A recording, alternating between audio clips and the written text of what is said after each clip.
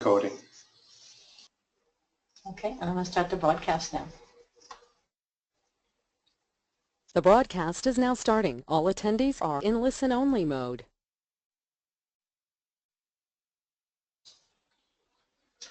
Welcome everybody to IBT Partners webinar series on how to sell online in Europe today. We'll be starting absolutely on time, which is in 3 minutes from now, and we'll be back to you very shortly. Thank you. Bye.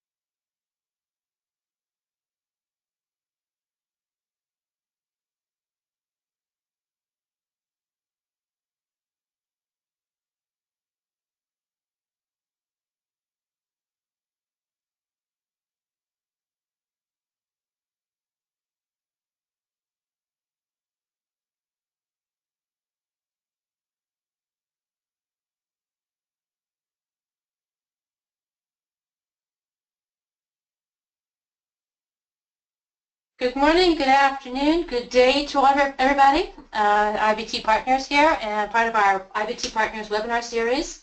We're going to get started bang on time for how to sell online in Europe.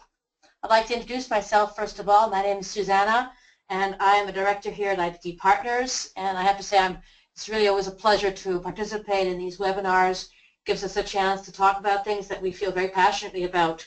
And today it's really great also just having key experts here.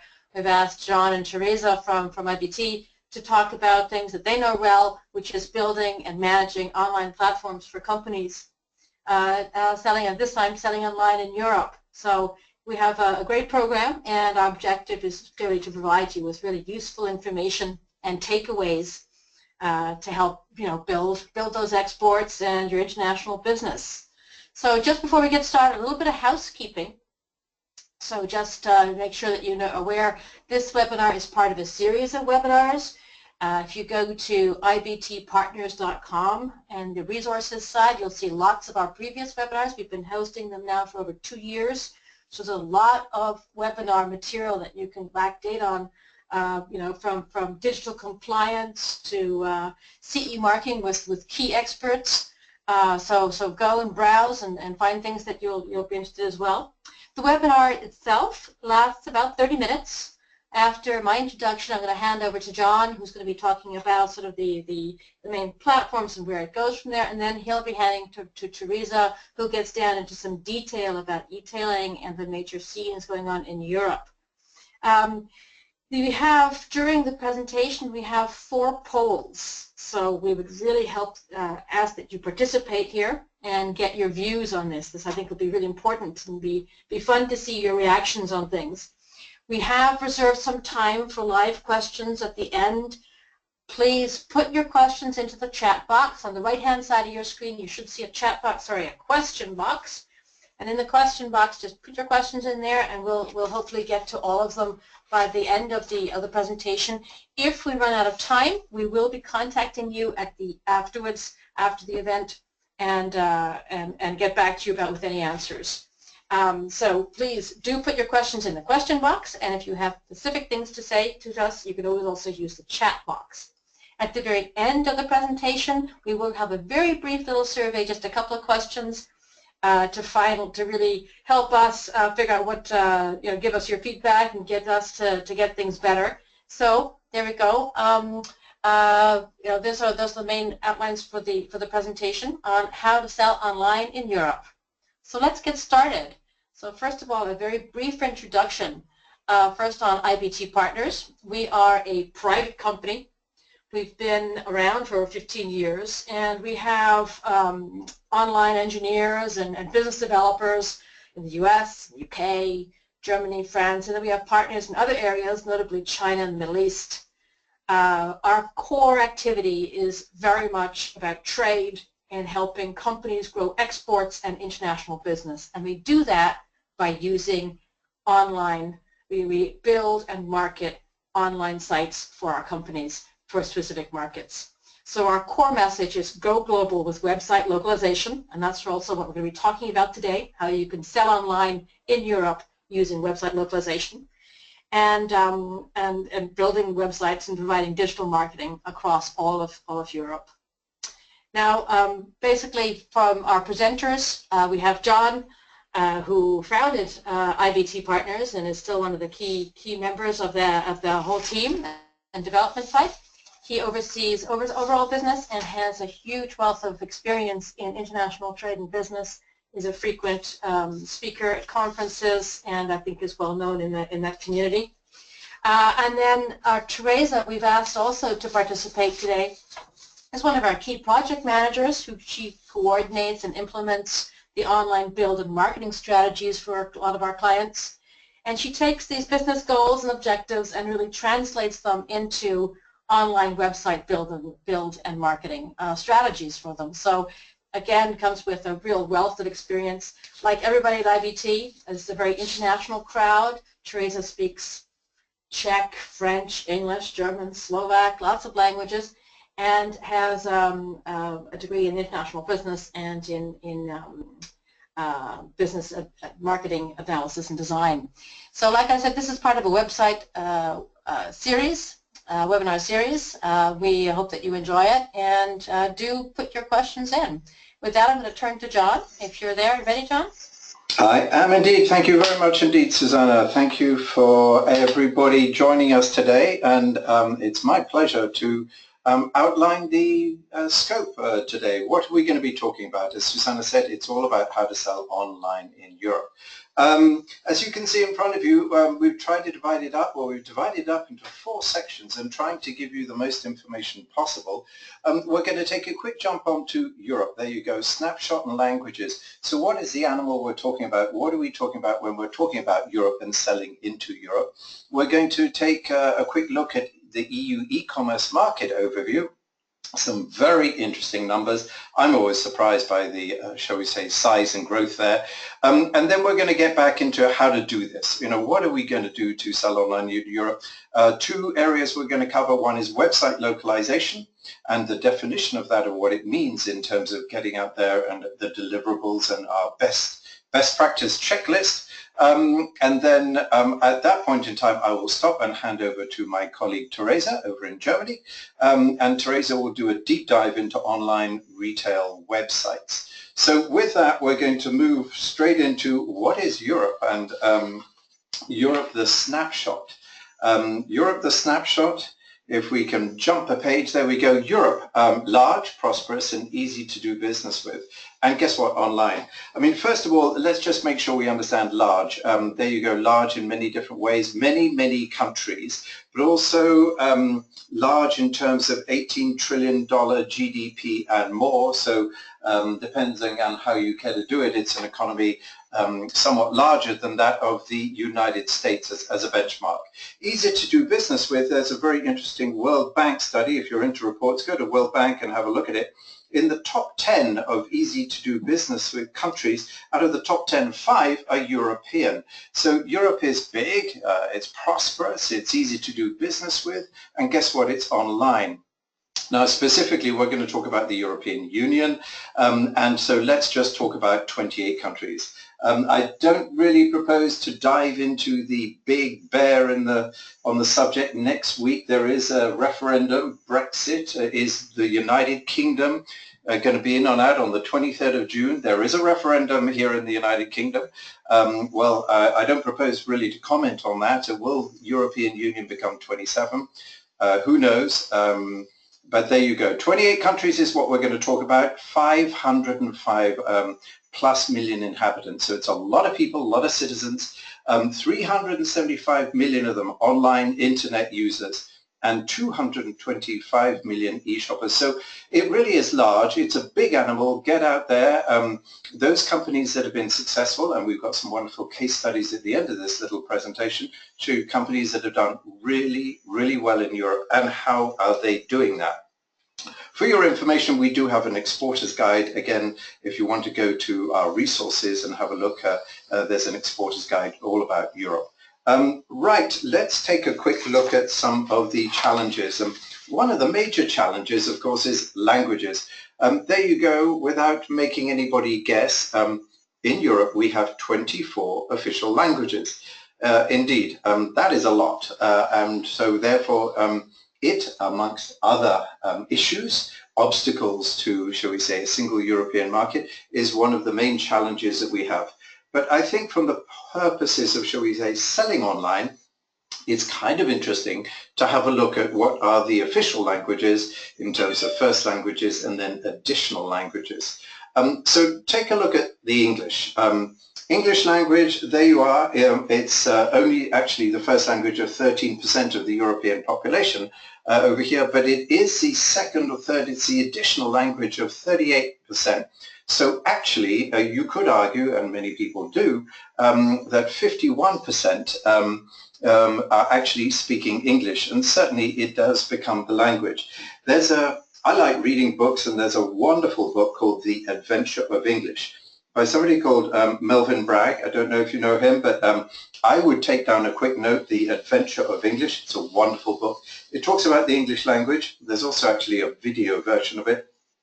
Go and check it out. It's a fantastic story of the English language. It also then flips over to the United States, and it makes an observation that English is the future language of Europe, and that Spanish is, of course, the language of the Americas, and that includes the US. But if you look at what Germany there, 16%, so larger, but 11% is the additional language, and we only then get to 27%. So here are some numbers that make you think about your view on Europe and how to communicate with Europe. And again, there is actually an ebook provided by IBT Partners called Language and Translation. Again, don't hesitate to go and grab it. Right, I'd like to now take a quick view of the e-commerce. And e-commerce, I think this slide could be very interesting. By the way, you don't have to take any notes. We will be sending this slide deck and recording to you on Friday. On Friday, you will be the recipients of an inbound email. So all of these stats and information will be made available to you. But look at the size of it. In e-commerce sales, $485 billion. Europe has overtaken the US at $304 billion. So the Europeans are all there, they're on the net, and they're buying.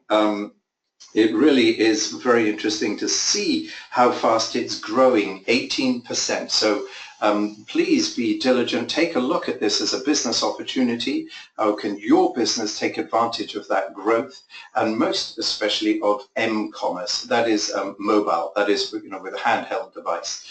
And therefore, we can take a look at some of the so-called obstacles. The obstacles that people declare that we see in Europe, people are concerned about data protection. They're concerned about cross-border, about issues of cross-border delivery, redress, consumer rights. Issues like this affect the user experience. If 10% of European consumers regularly shop online from other EU countries, 63% are in their home market. But if you're looking at the statistics, what we know, and why we're going to be talking about localization and in-market, it's just very important to be present in each market. Okay, let's jump now to the two particular areas we're going to be talking about.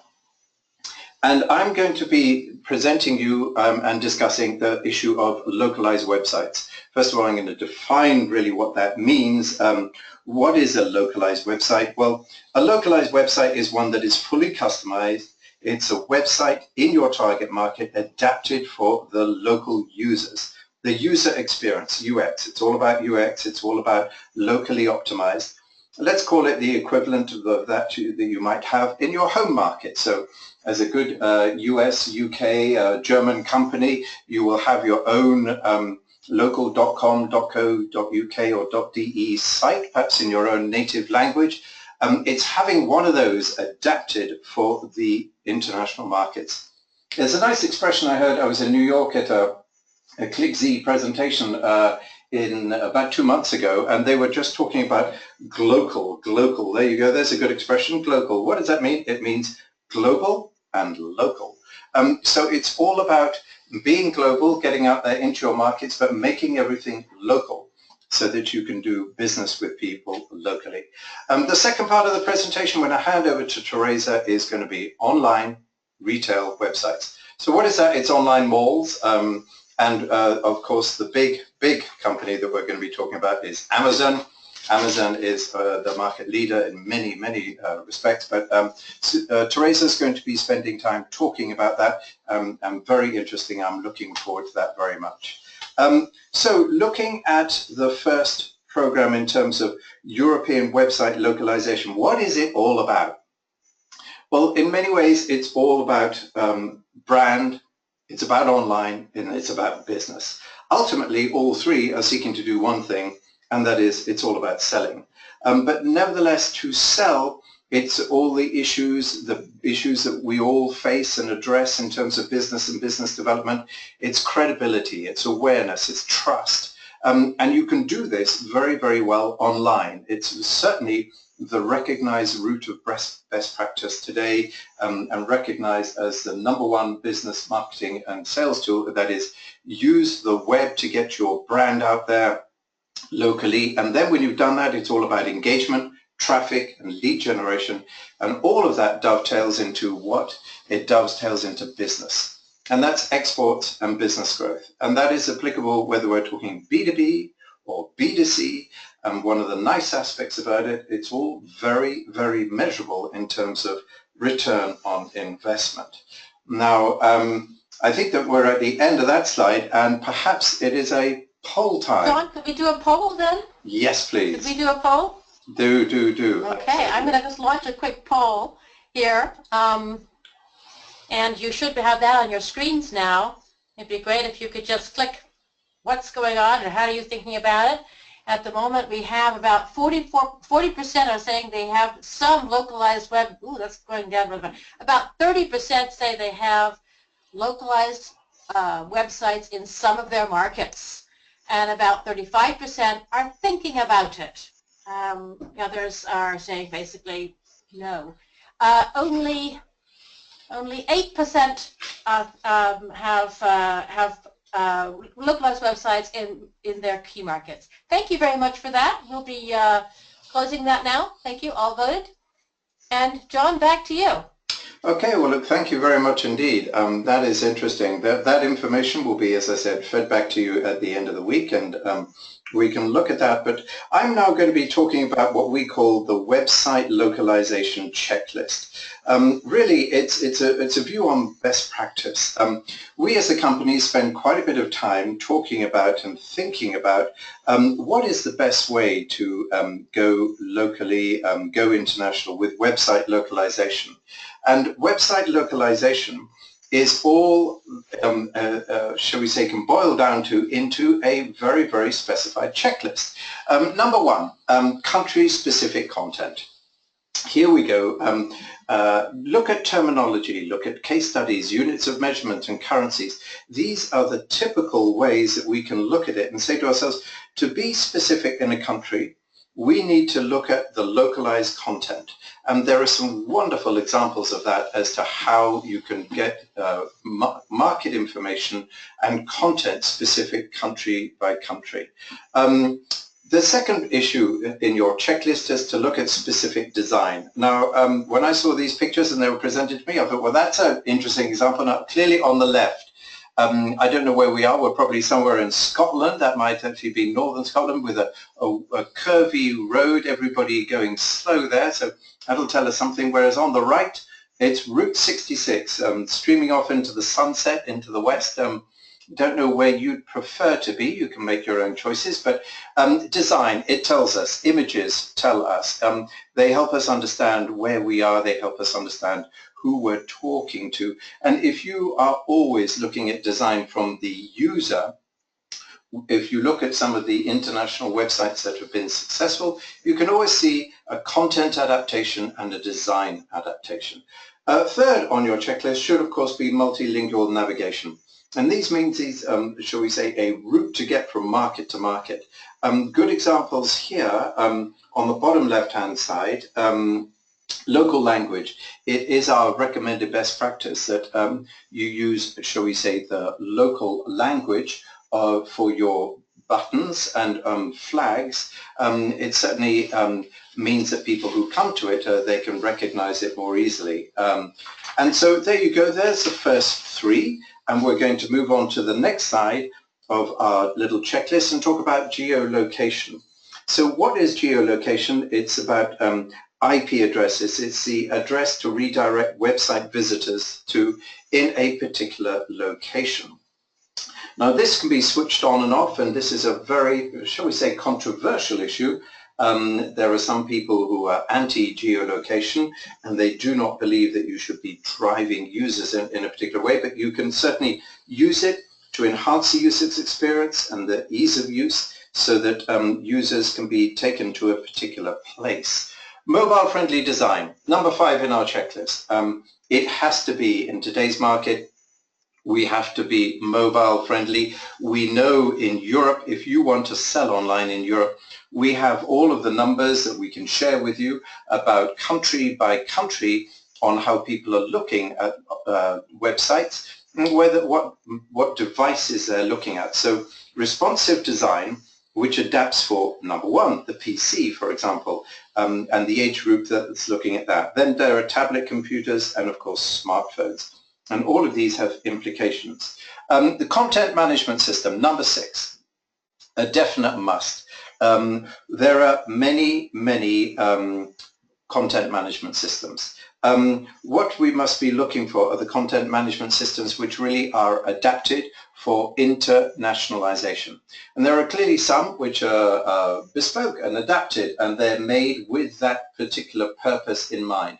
Best for practice content management systems for internationalization and website localization. Number 7, hosting. Well, there are many suppliers, but hosting is all about getting that localized hosting in market, market by market. That's all about fast responses. It's all about how sites are recognized. And when you're looking for suppliers, you're looking for solutions and technology, you're looking for uptime and services and features so that you can have a site that is perfectly hosted for your particular market.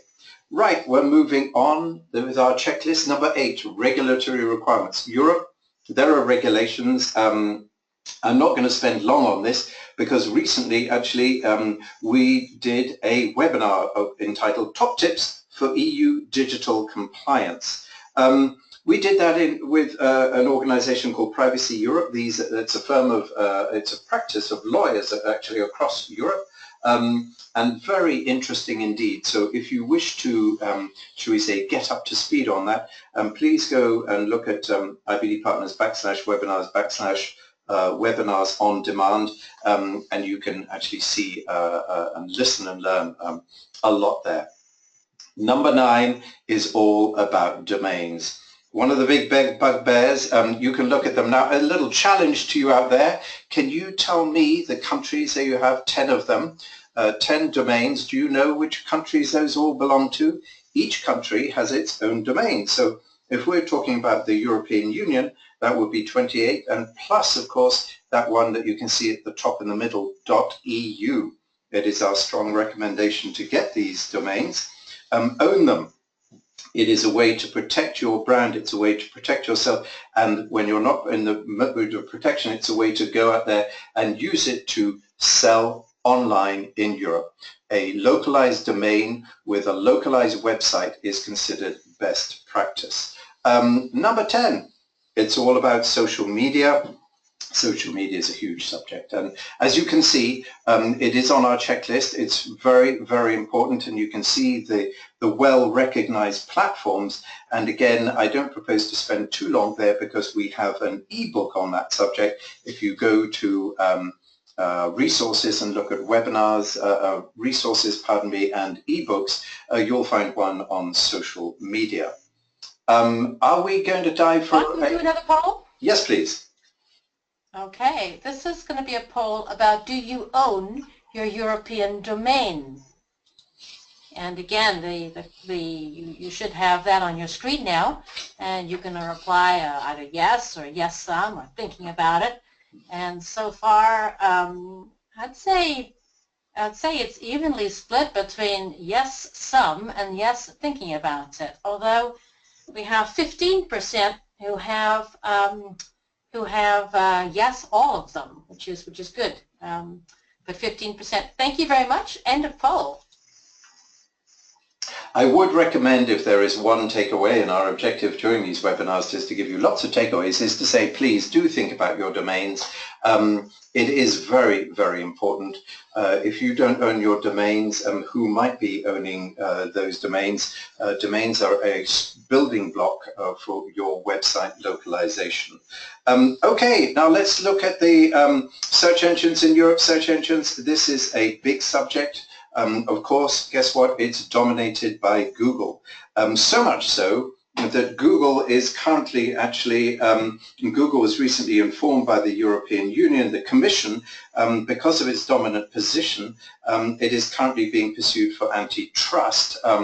Google is the #1 search engine with 95% in the majority of EU markets, so it's very, very strong.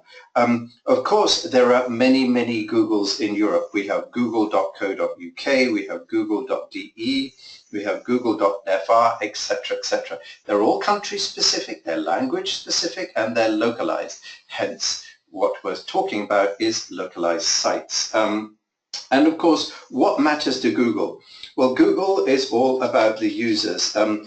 Google's message, #1, is optimize it for users. So optimize it for users. Google is with us on board to the extent that Google is saying, hey, German for Germans, Italian for Italians, Lithuanian for the Lithuanians, etc., etc. So it's content for the local users. Keep that content fresh, use the right keywords, and of course then there are Google's guidelines. On the next page, we can take a quick dive into the different markets and different results. And here is just an interesting little know-it. Here are some examples, of course, how Google and the other search engines that there are is in terms of different languages, different countries, France versus Germany, the same ranking algorithm, but different results. So with this little checklist here, what I'd like to say is just be aware of the differences that there are across the search engines that we have. Same language in different countries, in different languages, but the same country, and the impact that that has in search engine and therefore on your website. I think it is interesting to see how also in the bottom one, different ranking algorithms and different results according, of course, to different devices. Now, if we could move to the next page, we're just going to close out my little presentation, and we're going to talk about some of the best practices.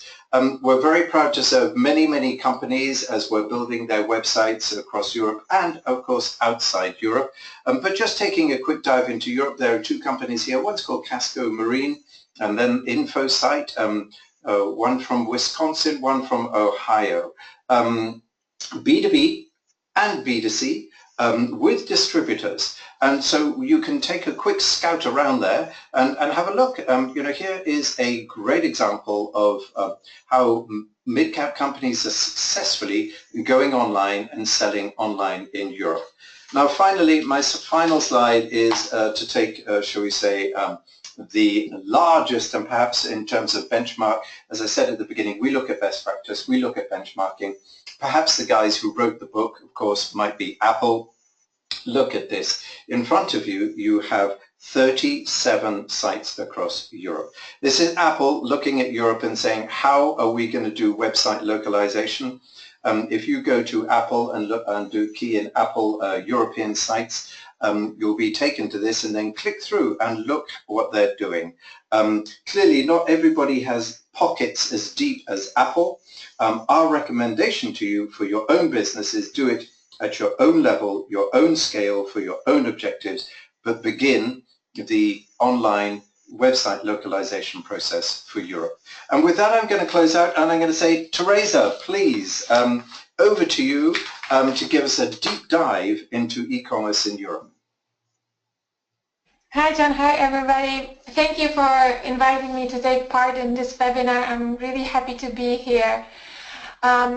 So in my part of presentation, I will be talking about online retail websites, specifically about those where you can sell your products. So we will be talking about those sites that do not promote and sell only their own brands and products from a single manufacturer, but sites that promote and sell goods from multiple, even competing manufacturers. And an example of that is, as John mentioned earlier, Amazon. Some sites are more specific for B2C, some sites are more specific for B2B. It doesn't really matter which model you are, you just need to find the right platform. If I could ask to go back to the previous slide, please, just before we dive into Amazon. I would like to mention today we will not be talking about eBay.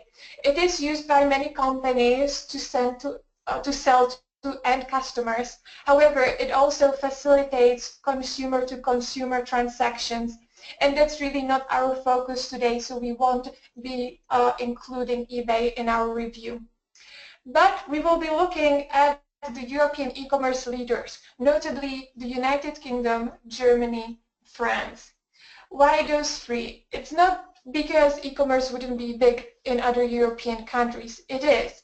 But just given the size of population and the GDP per capita in those countries, those three combined give us half of the European internet population, and they are responsible for 80% of e-commerce sales. So that's why we will give you an overview of the top 3 online retail websites in those countries where you could be selling your products. So now it's time to actually go and look at the number 1, which is Amazon. So you know it, it originated in the USA in Washington, and today it's pretty comfortable in Europe in its headquarters in Luxembourg. For those who don't know Luxembourg, it's a very tiny country in Western Europe, which is sometimes considered a tax haven. That's probably why Amazon was there, and recently, or a year ago, they were criticized for actually funneling sales from individual European countries through Luxembourg in order to pay lower tax. Well, now they responded to that. They want to be more diligent, which is not the topic of today's presentation, so I'll just jump and talk about the country-specific websites that Amazon offers in 6 European countries. You can see 2 examples on the screen. On the left, it's a UK Amazon, and on the right, we have Italian Amazon. And for our listeners from the United States, you might be wondering why Italian Amazon features legs with knee-high socks and pink trainers. It's basically because it's the time of Euro 2016 in Europe, a major European football or soccer tournament, so it's everywhere, nobody can escape it. And therefore, a lot of companies actually take advantage of it, and they include it in their online marketing promotions, including Amazon here. So, as I said, they have 6 sites in Europe: United Kingdom, France, Germany, Italy, Spain, and the Netherlands. However, the reach goes even beyond borders of those countries. For example, the UK Amazon is frequently used by people in Ireland, the French Amazon people in Belgium, and actually the German Amazon is so successful that it's the #1 online retail platform in a different country, in Austria. That's given by the fact that in Austria they also speak German, but also due to its close geographic location, so shipping is very easy. Actually, it's faster to ship products from Munich to Austria than up to Berlin, just because those are so close to each other. An interesting situation is actually in Switzerland. In Switzerland, most people speak German, but they also speak French and Italian. And Amazon, they don't have Amazon.ch Swiss site, but the German, French, English, and Italian Amazon sites combined together are still #2 player in Switzerland. They are only topped by a company called Digitech, which is an online retail site that focuses on electronic supplies. And their site is available in 3 different languages. So 2 quite different strategies. We will see what Amazon does when they want to further develop in Switzerland, but it seems like what they're doing so far is working out quite well. And actually, they're going to expand. They plan to launch 2 new sites fairly soon, one dedicated to Poland, one dedicated to Sweden. And they're investing in other areas as well. For example, they're going to hire a couple more thousand employees in Europe. They're investing in fulfillment centers, R&D, infrastructure, their offices. They recently, just this month, they announced they want to launch European pilot scheme of Amazon Fresh, which is the grocery supply. They will start in London, see where it goes, already working in the States. So they're a dominant player, and they're showing a lot of commitment here. Teresa, I just want to interrupt you again. Is there a way we could do a poll on this, please? Yes, please go ahead. Okay, great. Hold on just a second. Let's see. Let's see if we have a poll which is basically, do you sell on Amazon? And that poll is now in progress. And we have getting some response. You know, most people are, looks to me like about 50% do not sell online at all, although about 10% sell directly on Amazon. So there we go. Thank you very much for that. And Teresa, I'm going to hand it right back to you. That's interesting. Thank you, Susanna. So now that we looked at Amazon in detail, spoiler alert, Amazon is the #1 online retail platform in the United Kingdom, Germany, and France. So we already know the #1, and we'll be looking in detail at #2 and #3 in each of those countries. Now, in the United Kingdom, #2, Argos, that's very clearly defined. #3, it depends on what statistics you're looking at. Some sources report other companies, but Boots seem to be the #3 online retail platform in the United Kingdom at the moment. And I would like to tell you a few things about those platforms so that you can understand what are the other platforms that are successful beyond Amazon.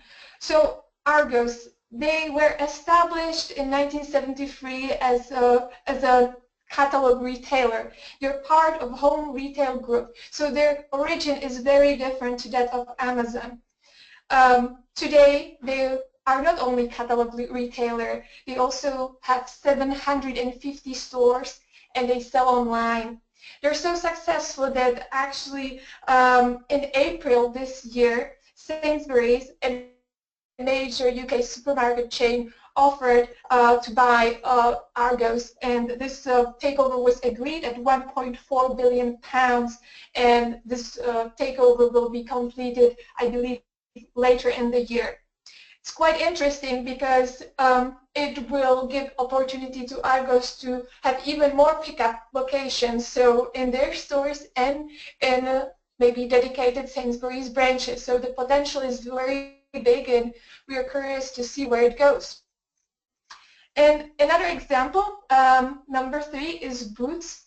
And they started actually in 1849, so they have a very long history.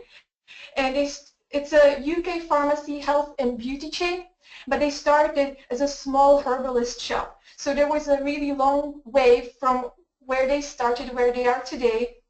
And in 2014, they launched International Boots eShop, and their products are now being shipped to 23 EU countries. Also, if you're interested, you can buy them in the States, in Canada, and a number of countries in Asia or Middle East. So quite an interesting story. Just because you have old, long history doesn't mean you cannot be successful online. So now this is the UK, and we can have a look at the German market. So after Amazon, number 2 is Otto. Otto is actually, they are part of Otto Group, and they have a number of subsidiaries. So this group also owns other e-commerce sites like Sportcheck, which are quite successful. But number 2 is only Otto.de, this site that you can see on your screen right now. And they started off as a fashion retailer, but they were so successful that they decided to expand to other sectors as well. So today they also offer home appliances and furniture and DIY, sport equipment, media, toys, so many, many different things. And what's quite interesting, even though Otto Group as a whole is successful internationally, Otto.de is very comfortable in their home market, and they haven't reached this level of success outside of Germany. On the other hand, Zalando is originally German, but expanded to many European countries. So this is another story of a fashion retailer, and Zalando has actually expanded into 13 other countries, including Austria, including Switzerland. But in those countries, unlike Amazon, they decided to have a genuine site. So you can have a German Zalando site for Austria, and then they offer 2 languages, German and French, for the Swiss market. So it's quite interesting how different the strategies of these companies are. So on to our last market, which is France. And here we have 2 quite different stories. After Amazon, of course, we have Cdiscount.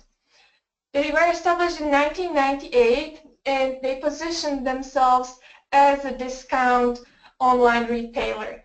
But today, they really are considered a major e-commerce platform. They're no longer positioned just as a discount, a cheap platform, of course not. But how they developed, that's very interesting. So they focused on a specific sector, and then they started expanding to other sectors. What they also did was that in 2006, they set up a pilot store. They were gathering statistics from their website, gathering data on what the most popular products were, and then they were selling only those best sellers in their physical store. This proved to be successful, and now they have about 40 stores that also act as pickup locations. And then they have a close relationship with a supermarket chain where you can also pick up the goods that you order online. It's something quite important to many people, the ability to actually not have it delivered home, but pick it up when it's convenient for them. They are very successful. They haven't stopped in France. They are now available in 10 different countries on 4 continents. Interestingly, in Europe it's just Belgium, but you can also find them in Ecuador, in Ivory Coast, or in Vietnam. So the opposite story, that's Fnac. Fnac, on the other hand, went from physical store in 1954, which was a members-only discount buyers club. And today they Later on, they expanded to go public, and then they also decided to go online and international. So their values have stayed the same. They are very much dedicated to art and culture, and they're even organizing open forums where they invite influencers from the world of art and culture. They had David Bowie in one of their forums, and they're very much dedicated to this. But their business model has changed rapidly. They adjusted and now are very successful in this regard.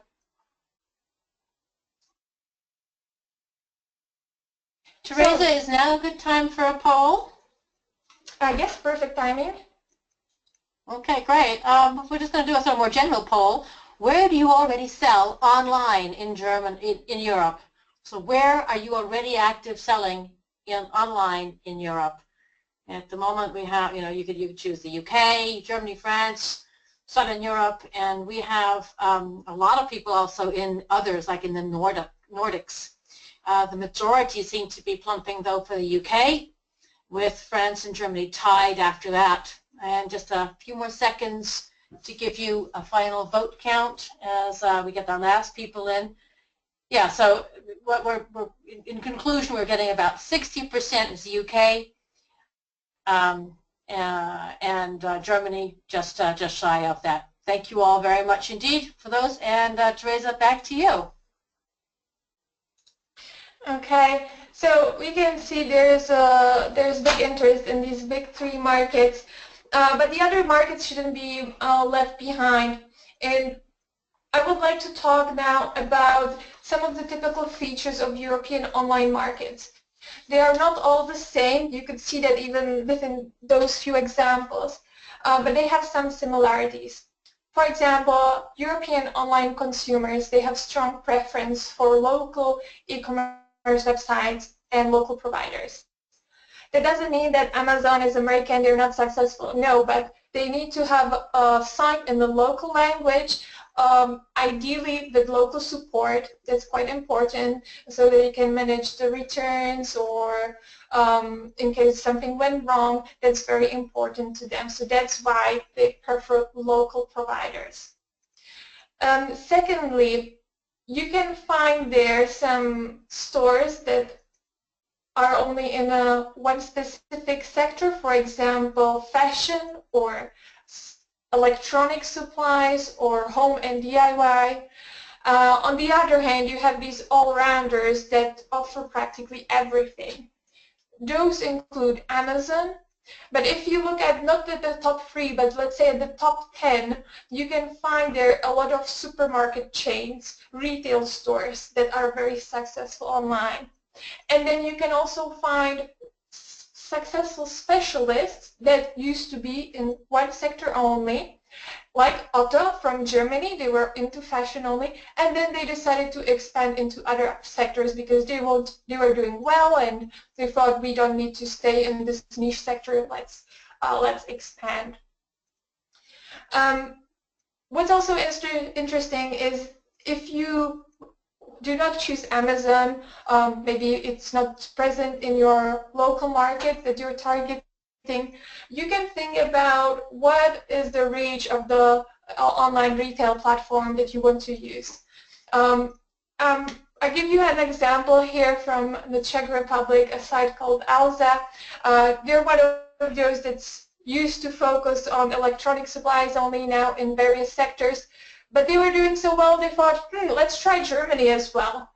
They localized their site for German market, and they're selling there now. They're selling products from many manufacturers, and they're doing well. Is the language the same? Completely not. It's very different. But the geographic proximity and the bond between the two countries allowed this to happen. And we can see the same thing across Europe. German companies going to France, French companies going to Italy, Italian companies going to Spain. So the language is an important factor, but there are the cultural bonds that also are quite important. And so if one online retail platform is in one country today, it might actually help bring your products into 6 or 10 or 20 other markets later on.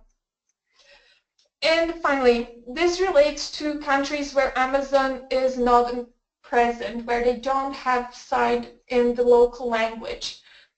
In those countries, it's likely to get more competitive. There still might be a dominant player, but it's quite likely there will be many sites, which is on one hand good for the customers. They can choose from a range of suppliers.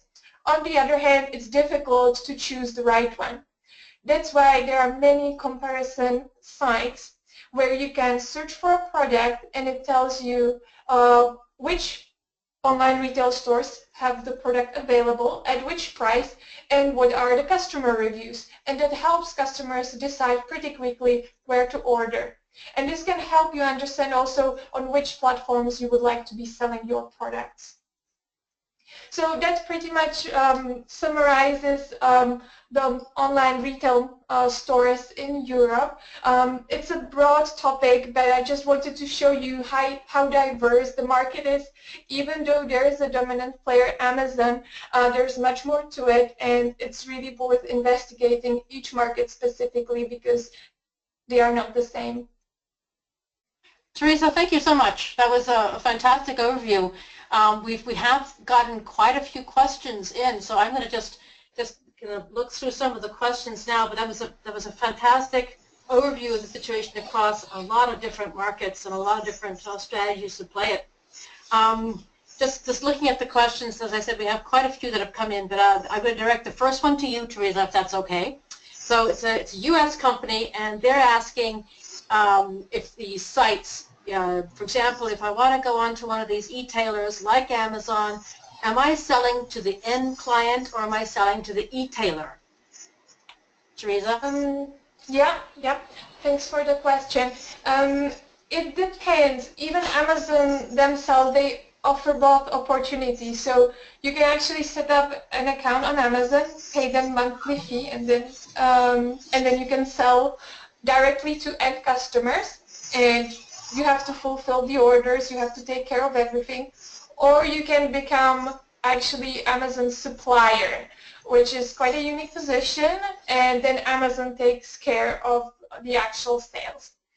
And this is the example of Amazon, but with the other retailers, it depends. They might have different conditions. Usually, for example, somebody like Zalando, they're the fashion retailer, and they have quite a good reputation, and they want to keep it. So they will have high requirements for anybody who would want to sell on their site. And they might require you to do the fulfillment, or they might actually do it for you. It depends. The conditions vary across those retailers. So you might be selling to end customers, or you might be selling to the e-retailer. It really depends. Thanks, Teresa. Great. So you've got to watch that one as well. John, if I could just pass to you. There's a question here from a U.S. company.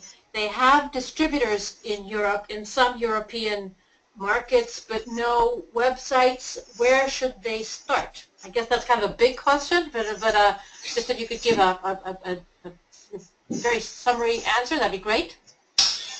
Yes, I guess the answer has to be where those distributors are, to support those distributors. I mean, the objective is to help the distributor be even more successful, and to help your distributor locally.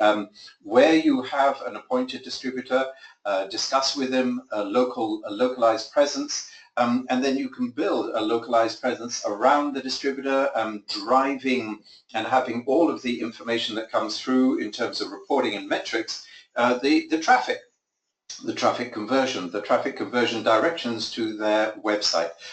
So I think the first obvious answer is where you have current distributors. The second place might be where you do not have current distributors, because it could be a great distributor recruitment tool. You could put up a website locally in a specific market saying, we want to be in business in this market, we're currently looking for distributors, on the home page, localized, and that is absolutely the best way to find yourself distributors in new markets. So I hope that helps a little bit in that thought process. Thank you, John. That's great. Teresa, there's one for you. It actually is kind of cute. It actually says, "Hi, Teresa. Here's the question. If I want to register on Amazon Europe, is that automatically all of Europe, or is that just one Europe? In other words, is it one country, or is it all of Europe if I register for Amazon Europe? Teresa? Yeah, so it means if I was to register on Amazon DE, the German Amazon, if I was available automatically on the other platforms. I believe that can be. So you can choose if your goods are restricted to one specific Amazon in Europe, like Amazon DE, or if your goods can be actually available on the other European platforms as well. So it gives you quite a good reach. You definitely have opportunity to do that. This question is, are you ready? Can you actually fulfill the orders? Can you ship quickly and reliably? Can you provide customer support in that country if needed? Because as we know on Amazon, Amazon encourages people to rate the product and the supplier. And so think about it. Just because you have the opportunity to sell across 6 Amazon sites doesn't mean you have to. So it's technically yes, but it's a strategic decision. Teresa, thank you. I think it's a very wise answer. Don't jump before you, or don't run before you can walk, as it were. Take things one step at a time. John, there's another question for you. Actually, from a UK company this time, looking about the marketing side. If I want to go on to marketing, can I use my UK website to market into Europe? Well, I guess the obvious answer is not really, given best practice. What we're advocating and discussing here essentially is best practice. If you need a website, for example, to drive traffic to an online platform like Amazon in Italy or Amazon in Germany, clearly you're going to have most success in using your own localized website to drive traffic to either your own e-commerce platform in-house or your external e-commerce platform, like the platforms that Teresa has been talking about. So in an ideal world, the idea is to go after users in their own, shall we say, home language, their native language, and that clearly is the way that it could be leveraged. I guess going back to that slide, about 51% of Europeans do speak English, and they could be searching, but you would need to do some work with domains to drive the traffic to the .co.uk. I hope I've answered that question. Thank you very much, John. I'm just looking at the time. I think we've run out of time on this. There's a lot of other questions there. We will get back to you in due course individually for all those who have put in questions, and we're happy to see that there's been so much enthusiasm for that. Just to remind you, you will be getting the slide deck, and there is a very, very short survey now going to be on your screens. We would appreciate it if you could fill that out. And a final reminder, this is a part of a series of webinars. We have a really, really fantastic webinar coming up on the 29th of June, How to Sell Online in China. So if you're interested in the China market, be there on the 29th of June. And in the meantime, we'll be launching that survey. Thank you all very, very much for participating. And I thank you so much, John and Teresa, for the insightful, practical help on how to sell online in Europe. Thank you. Thank you very much indeed. It was a pleasure. Thank you, everyone.